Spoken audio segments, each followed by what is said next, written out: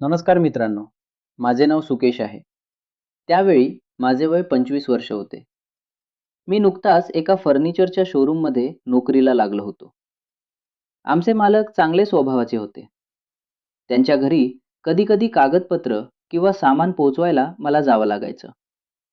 पहिल्यांदा त्यांच्या घरी गेलो, तेव्हा दार उघडलं त्यांच्या पत्नीने. त्यांचं नाव होतं मृणाल.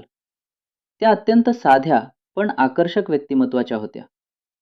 चेहऱ्यावर कायम हसू आणि बोलण्यात एक वेगळीच आपुलकी होती. त्या दिवसानंतर माझं त्यांच्या घरी येणं-जाणं वाढलं. मालक अनेकदा कामानिमित्त बाहेर असायचे. मी गेलो की मृणालताई चहा द्यायच्या, गप्पा मारायच्या. सुरुवातीला त्या फक्त औपचारिक गप्पा असायच्या, पण दिवसेंदिवस आमच्यात मैत्री वाढत गेली. एक दिवशी सकाळी मी लवकर उठलो होतो. त्यावेळी मी अचानक बाथरूममध्ये गेलो. बाथरूमचा दरवाजा उघडा होता. मी जसे दरवाजाला हात लावला, आतमध्ये मृणाली होती. तिने लगेच दरवाजा लावला आणि म्हणाली, "मी आतमध्ये आहे." मग मी म्हणालो, "सॉरी, मला माहीत नव्हते." ती म्हणाली, "काही हरकत नाही." ती आतमध्ये अंघोळ करत होती. पण जेव्हा मी दरवाजा उघडला होता, तेव्हा आमची दोघांची नजर मिळाली आणि तिने हलकीशी स्माईल दिली. मग जेव्हा ती बाहेर आली, त्यावेळी ती म्हणाली, "जेव्हा कोणी नसेल तेव्हा ये." असे म्हणत ती हसत पुढे गेली. मला काहीच कळले नाही की ती नक्की काय म्हणाली. पण मला समजले होते की तिला डॉक्टर डॉक्टर हा खेळ खेळायचा होता. त्यांच्या घरात आणखी एक व्यक्ती होती. त्यांची चुलत बहीण सोनाली, जी काही दिवस त्यांच्याकडे राहायला आली होती. त्यामुळे घरात कायम हसण्या-खेळण्याचं वातावरण असायचं.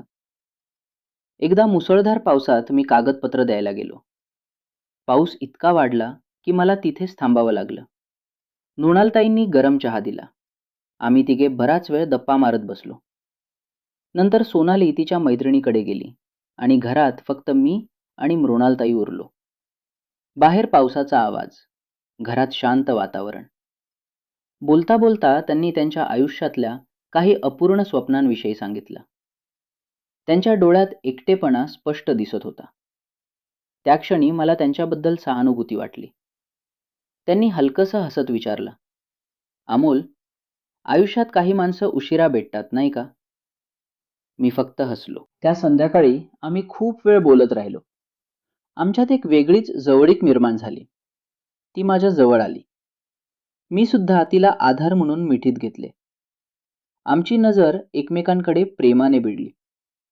तिच्या डोळ्यात एकटेपणा होता आणि तोच घालवण्यासाठी ती मला सांगत होती. अचानक विजा कडाडल्या. तिने मला घट्ट मिठी मारली आणि मला घेऊन ती बेडवर पडली. तिचे शरीर जसं माझ्या छातीला लागल्यावर मी सुद्धा तिला चांगलाच आधार दिला. त्या दिवसानंतर मला जाणवलं की काही नाती शब्दांपेक्षा भावनांनी जास्त जपली जातात. काही आठवड्यांनी माझी दुसऱ्या शहरात बदली झाली. जाण्याच्या दिवशी मृणालताईंनी फक्त एवढंच म्हटलं, "कधी-कधी काही आठवणी आयुष्यभर सोबत राहतात." आज अनेक वर्षांनी मागे वळून पाहतो, तेव्हा त्या पावसाळी संध्याकाळीच्या आठवणी अजूनही मनात ताज्या आहेत. काही नाती अपूर्ण राहिली तरी त्यांचं सौंदर्य कधी कमी होत नाही. ही कथा तुम्हाला आवडली असेल तर आपल्या प्रतिक्रिया कमेंट्समध्ये नक्की कळवा. अशाच कथांसाठी आपल्या चॅनलला नक्की सबस्क्राईब करा.